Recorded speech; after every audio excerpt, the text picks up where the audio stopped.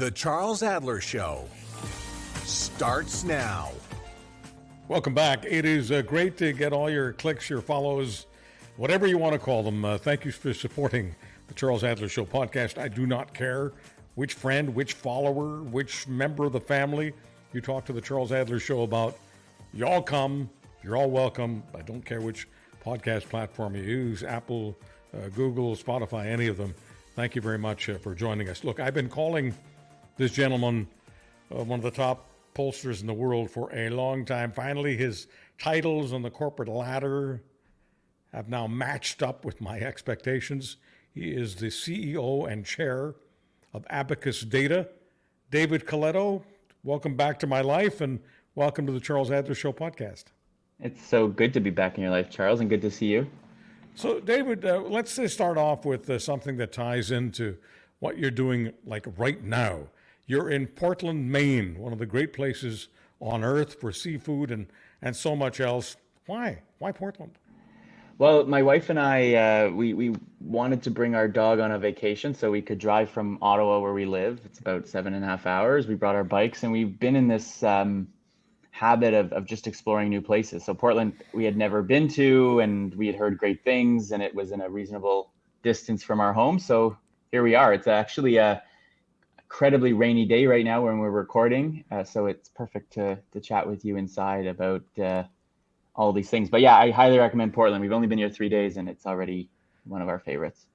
My childhood and my teen years, as you know, were just down from you in Montreal. I mean, Ottawa, in many ways, almost a suburb of Montreal, and we've always thought of New Hampshire and Vermont as main suburbs of Quebec. So most of us from Quebec are pretty familiar with Old Orchard and so many other parts of Maine, including Portland. Anyway, I just hope you and your wife have a dog and have a great time. Breed of dog, name of dog, and then I promise to move on to the all-important subject of Portland. Chestnut is a golden doodle, a small golden doodle, 2.5 years old. Just such a good dog. Yeah, we love her. And the name again is? Chestnut. Chestnut. What is that? Where does that come from? Chestnut, like the chestnut. Chestnut. Yeah. Okay, well,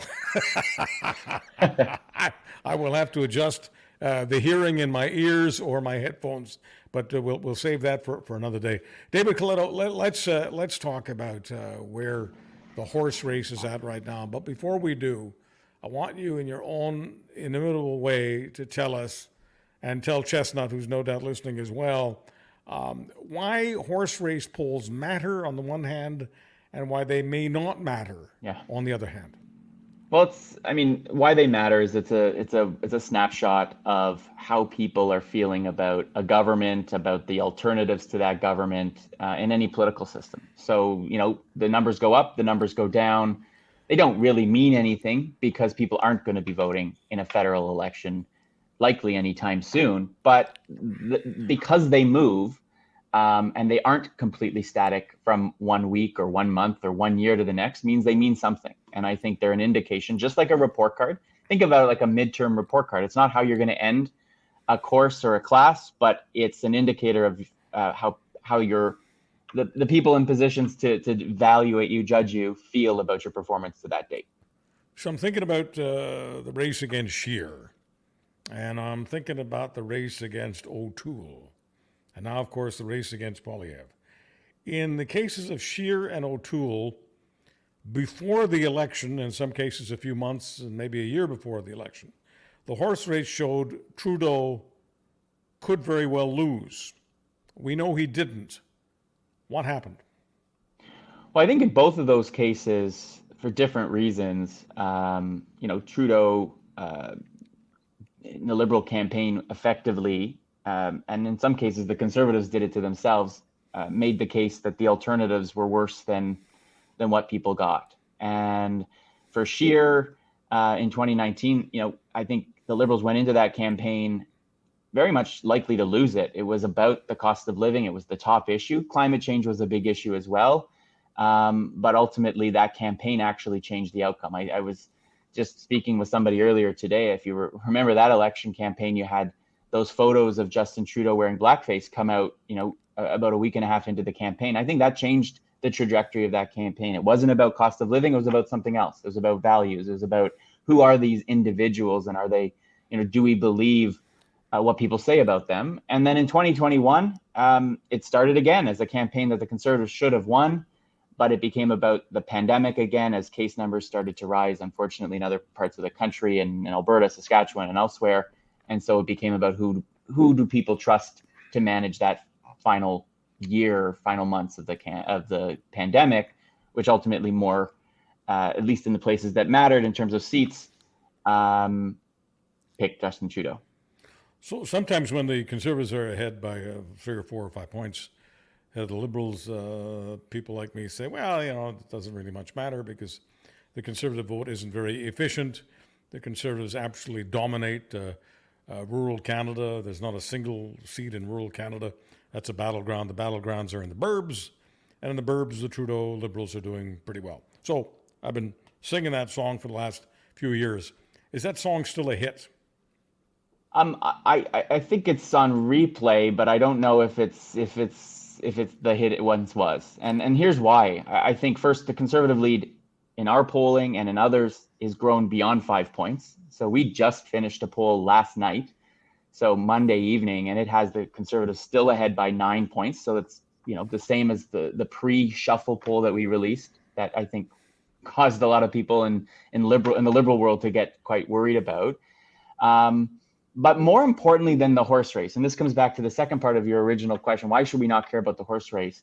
But beyond the horse race, there's some other indicators in our polling that are different than both the 2019 and 2021 elections. The number of Canadians who say the country's headed in the right direction is at an 8-year low. I haven't seen this number this low. Only 26% think the country's headed in the right direction. Those who say they approve of the job the federal government is doing is at 31%, the lowest it's been.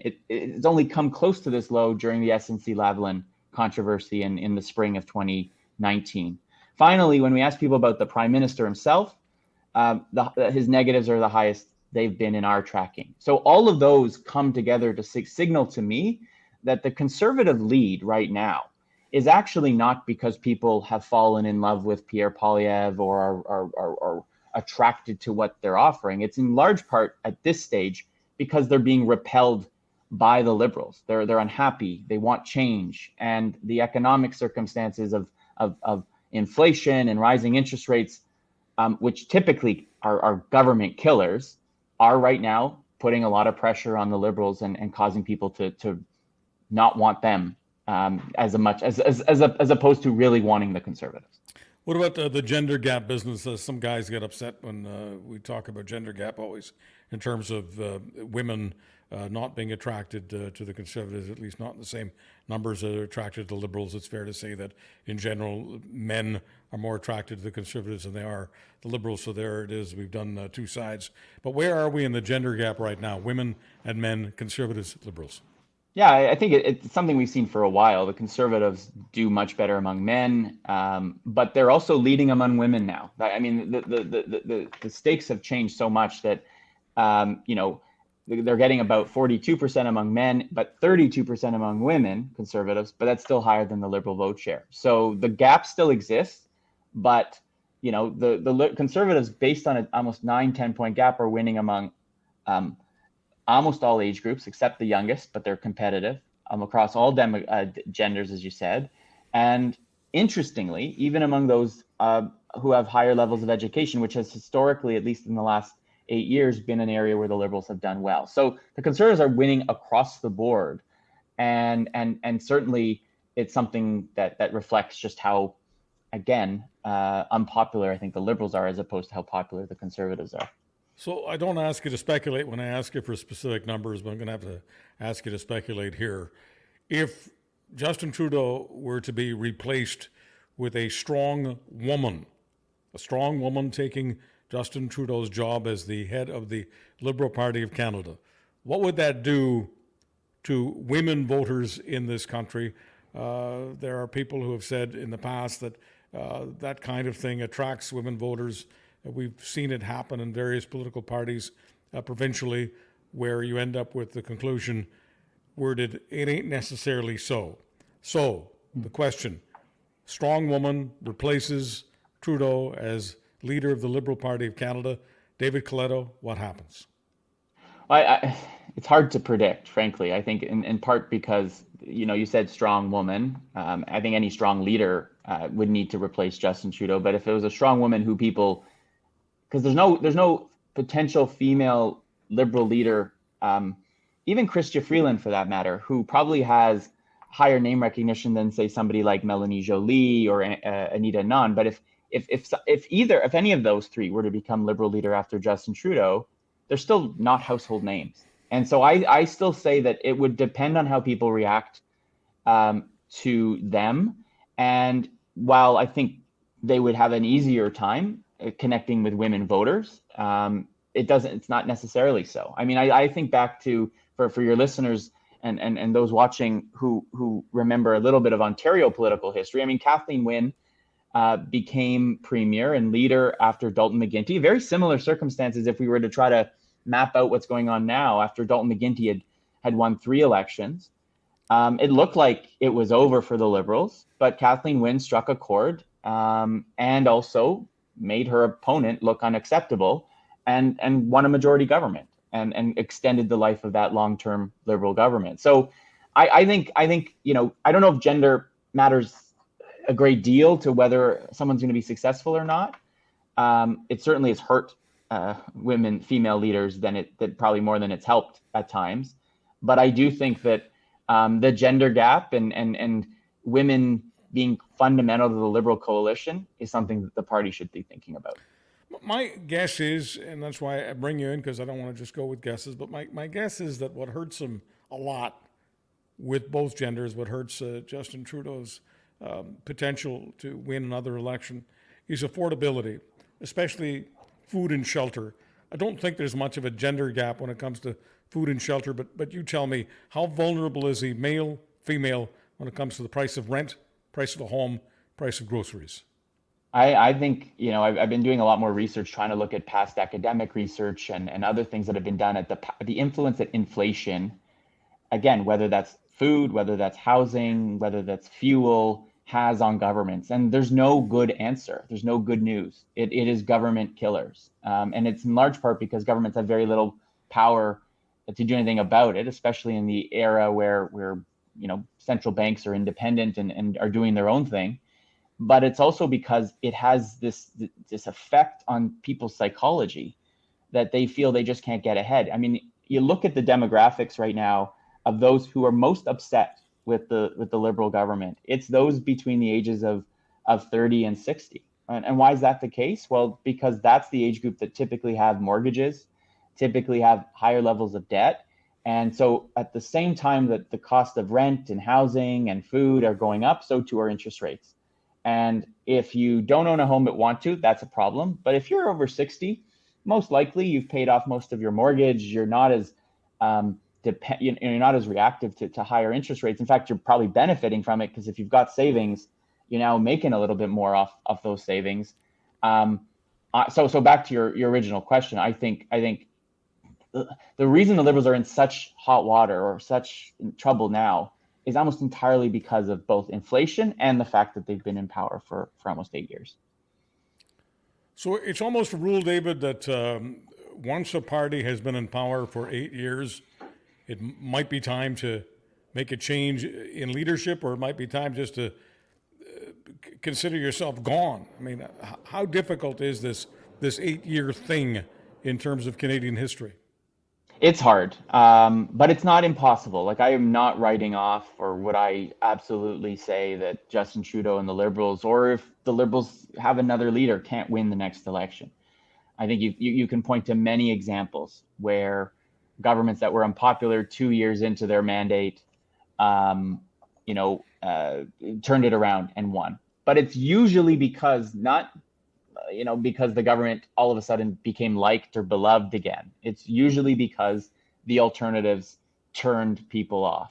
And so if I'm advising the Liberals, I'm saying to them, there's probably nothing you can do between now and the next election that's going to convince people that you are better economic managers, that you've got your handle on the cost of living or housing. It's that Mr. Singh, Mr. Polyev, are going to be far worse than what people have. And that's where they need to really focus, I think, their energies right now, if they've got a shot to pull this off. It's been done. I come back to, I love political history. 2011 in Ontario, Dalton McGuinty, he's looking for his third term, deeply unpopular, but he was able to pull off a minority, and then 3 years later, Kathleen Wynne did it and won a majority for the Liberals. So it can be done, and there's examples of it even at the national level too. David, I'll get back to politics in a moment, but I want to give you a chance to talk about your political perspectives on your Substack, because I don't think enough people are subscribing. And I want them to take a look daily, weekly at your insights, your observations. So what's the David Coletto Substack all about? So my Substack is so at davidcoletto.substack.com. It's just a place for me to kind of share some of my personal interests, separate from the AbacusData brand. And I've been really focused most recently on public opinion around immigration. I was hearing, Charles, I don't know if you hear it in your day-to-day, more and more people saying to me, I'm pro-immigration, but, and then they would add in something there. But I feel like, immigration's too high, or, but I'm worried about, capacity of our healthcare system. And that sparked in me an interest in trying to understand and look at the potential. And I think in Canada for many, many years now, we've been either the exception or immune to debates about immigration in our politics, because we've had this, I think, this political consensus, right? We don't see, and we haven't seen different political leaders fighting over immigration like you see in the United States, the UK, Australia, and other countries. But I look at public opinion now, and I'm sharing some of that data on my Substack, is I don't think we're immune. And I think we need to actually ask ourselves, are we leading the public? Are we communicating why immigration is so important? But two, are public policymakers doing the right things to make sure that in welcoming 1 million people into our country, which is needed to grow the economy, to deal with our aging population, but at the same time we aren't investing in the infrastructure to support them, I think is leading us down a pretty dangerous path. And so those are the kind of things I look to explore, is go a little bit deeper. And right now, immigration is one of those areas that's fascinating me. David, let me just throw a typical Canadian conversation at you and see what you make of it, not just based on your insights, but based on your data. You have people saying, I think we've got too much immigration, and you have people saying, well, maybe we do, but we don't have enough doctors, we don't have enough nurses, we don't have enough tradespeople, so if we don't have immigration, we're going to have a real problem. And then other people say, well, yeah, but many people in Canada can do the doctoring and the nursing, and they're immigrants, but they're not licensed. So where does David Coletto come in on the central question? Do we really need to have high levels of immigration to make sure that our hospitals have people that can take care of Canadians? So I'm not an expert on health policy or health human resources, Charles, but like my gut says that I don't think we need to have high immigration to solve some of these problems and stop there. I think that there are plenty of people here who can't do some of those jobs simply because they can't get licensed, or their license doesn't carry over. So there's probably, to me, lots of work we can do to speed that process up, to remove any of the barriers that exist there. And so I'm not an advocate for completely shutting down immigration. I'm just raising the flags that the public is getting increasingly worried about it. They're pointing out that, Canada is what it is because of immigration. I'm grandson of immigrants, but, we can't house the people who are here. People can't find a family doctor. And so letting in 1 million people without perhaps prescribing that those that we welcome need to serve specific needs in our economy and social system, I think makes sense to people. And that's simply what I'm trying to talk about. I'm not advocating one way or the other, simply in trying to inform the political debate that I think is about to happen.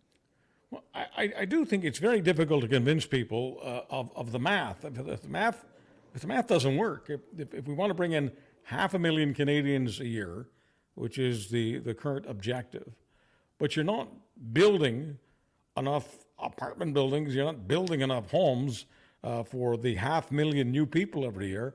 It's natural for any Canadian to say, yeah, I'm for immigration, but I'm also for mathematics.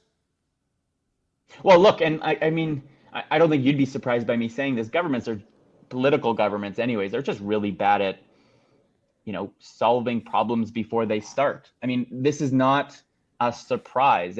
Anybody who looks at demographic data will tell you for the last 30 years that Canada is headed towards a demographic crisis. We are an aging country. There are far more people, reaching the age of 70 and 80 over the next 20 years than ever before, and we aren't replacing them with naturally born people. So something had to give. Immigration is the solution to that problem. So if that is the solution, why weren't we kind of, looking ahead and saying we got to build all these houses? We got to make sure there's capacity in our health system. I'm reading this fascinating book very slowly, but I'm getting through it, about the impact that the baby boom generation had on the United States. And the conclusion that sticks out to me over and over, and is just reminding of this, is at every stage of the baby boomers' life, people underestimated the impact that they would have, right? At first, there was a diaper shortage. Then there weren't enough classrooms, right? And guess what? There's not going to be enough long-term care support, whether at home or in institutions, to support this generation. And yet we're not even talking about that, right? And it's just a reminder, again, about how bad governments are at preventing problems than having to react to them. And this is just one example of it. So let's talk about immigration in another sense, the old-fashioned ugly sense, that there are many people in Canada who don't like immigration because they don't like the racial component of immigration. People say things like, I like immigration, but why can't we get more immigrants from Norway? Why do they all have to come from Asia? You hear that. You may not hear it on the public airwaves because it gets suppressed, but you certainly hear it on the street. I'm not asking you to get ugly. I'm not asking you to deal in the Twitter sewer here, as it were. But as a pollster, I'm asking you, do you have any sense of what percentage of Canadians don't want new Canadians if they're not coming from white countries? I'd say it's not a majority opinion by any stretch, but it's sizable, and I would say probably about 1 in 5 Canadians would hold those kinds of views, that would be opposed to immigration on racial or kind of traditional xenophobic grounds. That they don't like the people, or they don't think they integrate well, or they're just outright racist and think they're not the same as other people.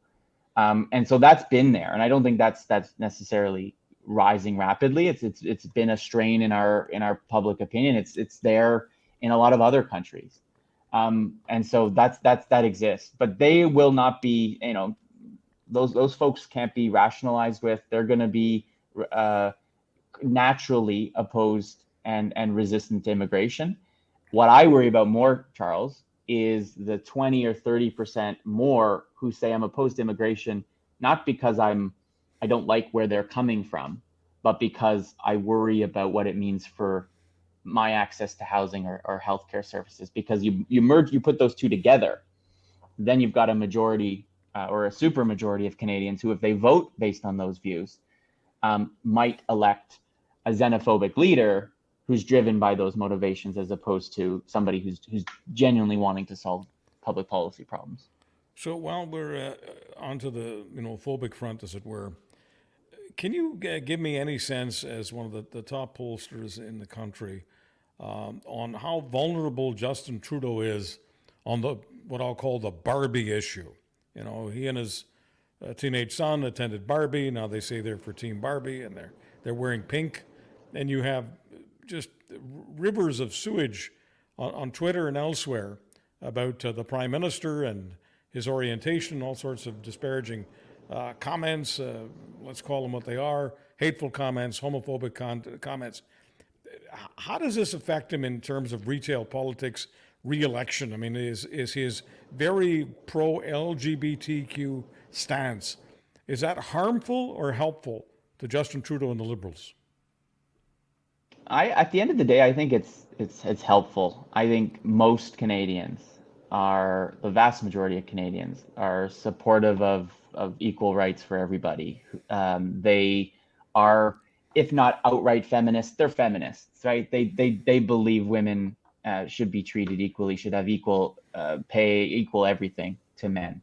But there's a subset, and we highlighted this. I did some research with the Toronto Star a few months ago that really highlighted there's a subset of men who are completely triggered by Justin Trudeau. They don't like him. I would say they even hate him, right? They think he's feminine, he's weak, he's phony. I said in the article, I think some of them might just be jealous because if they have a spouse, that spouse might actually think Justin Trudeau's good looking, right? Like that's been there for a while, and I think it's been fed to some extent by some of his political opponents. But look, if you are Justin Trudeau, and I don't think he's doing this for political reasons. I think he went out to see a movie with his son that it's probably one of the most popular movies in the last 4 or 5 years based on box office grosses. I know I'm going to go see it at some point. My wife and I have been talking about it. I think if you are, and I don't think Pierre Poilievre's playing into this, by the way, but if you think you're going to beat this guy by fighting on a cultural issue like that, you're wrong. Right? Like, this is what liberals want. They want a fight about equality, about, justice, about these kinds of issues. They don't want to talk about cost of living or the cost of housing. And so it's almost, if you're somebody who really doesn't like Justin Trudeau and wants to see him lose the next election, guess what? Don't talk about those issues, because you're not helping them. You're not helping your cause, your side. You're actually helping Justin Trudeau, I think. So when you say the Conservatives are ahead of the, election shuffle, it was cabinet shuffle, it was 10 points, and now the latest, and you've just finished the polling, it's 9 points. All right, so the Conservatives are ahead of Liberals' horse race numbers nationally by 9 points. Where are the new Conservatives coming from? Are the Liberals bleeding? Is the NDP? I mean, where are all these new voters coming from? It's a mix of everyone, actually. So I went back and I looked at where are these Conservatives coming back. And again, keep in mind, if you're the Conservatives, you got about 34% of the vote in the last election. If you're at 38 now, you're not like grown substantially, but you've grown enough that you could probably win a majority. That's the key thing. And they're coming from everywhere, coming from Liberals, New Democrats, sizable group coming from the People's Party who voted for Max Bernier now maybe feel a little more comfortable back in the Conservative tent. But it's a wide breadth of folks who, for the most part, agree that it's time for a change. And they feel comfortable enough right now to drop their vote because a pollster asks them how would they vote with the Conservatives. But I want to underscore something that I believe firmly. I don't believe this is because they're looking at Pierre Poilievre and saying, now that's my kind of leader. I think they're being pushed there because right now they're just disappointed or unhappy, or in some cases really unhappy with how the Liberals have governed or how they're feeling about the state of the world. Now, that doesn't mean once they have a chance to actually make a choice. And I think the by-elections are really interesting juxtapositions here, because if you looked at only the by-election results that we had over the last few months, they suggest there is no problem, that the Liberals actually are holding their vote. So that's, to me, the thing I'm watching for is once people are asked to make a choice and they have the menu in front of them, and one of them is Justin Trudeau and one of them is Pierre Poilievre or let's say Jagmeet Singh, will they ultimately choose Pierre Poilievre? I don't think they've really considered that choice all that much. And that's why these polls are not necessarily predictive of the next election, but indicators of how people are feeling right now. David, help me with this. I can't remember the exact number. You probably do, or get as close to exact as possible. What was the percentage of Canadians who were eligible to vote but did not in the last general election? I believe it was, I'm going to confirm here, I believe it was like 65% voter turnout last time. Okay. 62%, which was down from 67 in 2019. So we've had this since 2015, this decline in voter turnout. It's not as bad as some provincial elections. I think in Ontario, we only hit like 38% in the last provincial election, but we are seeing this reverse of a trend where from the early 2000s to 2015, we saw an increase in participation. We're now seeing it kind of reverse the other way. Okay, so listening to your own number, about 61%, that means about 2 out of every 5 Canadians chose not to vote. 2 out of every 5. Is there something the Conservatives are doing to get some of those people who just did not vote? I think they're trying to. I think they've admitted that's part of their strategy, is to reach out to people who don't normally participate in politics, who don't feel that there's a voice for them. You know, I'm not making the comparison to Trump because I think Pierre Poilievre is like Donald Trump, but that was Trump's success, is that he reached out to a group of Americans who never had a political leader who talked like the way that Donald Trump did or spoke to them. And so I do think that part of the strategy for the Conservatives is to engage non-voters, those who felt excluded from the system. It's risky. It's probably the hardest group to convince to vote. It also might turn off people who typically always vote, but you know, they're definitely, I think, realize that there's a ceiling for Conservative votes in the traditional voter universe, and so they maybe have to find some new ones. David Coletto, it's great talking to you. I haven't talked to you in a few years. We won't wait very long until the next invitation. Thank you so much for joining us, and lots of luck to you and your team at AbacusData. Thanks so much, Charles. Great to see you, and enjoying the podcast, and welcome to the podcast world. Thank you very much.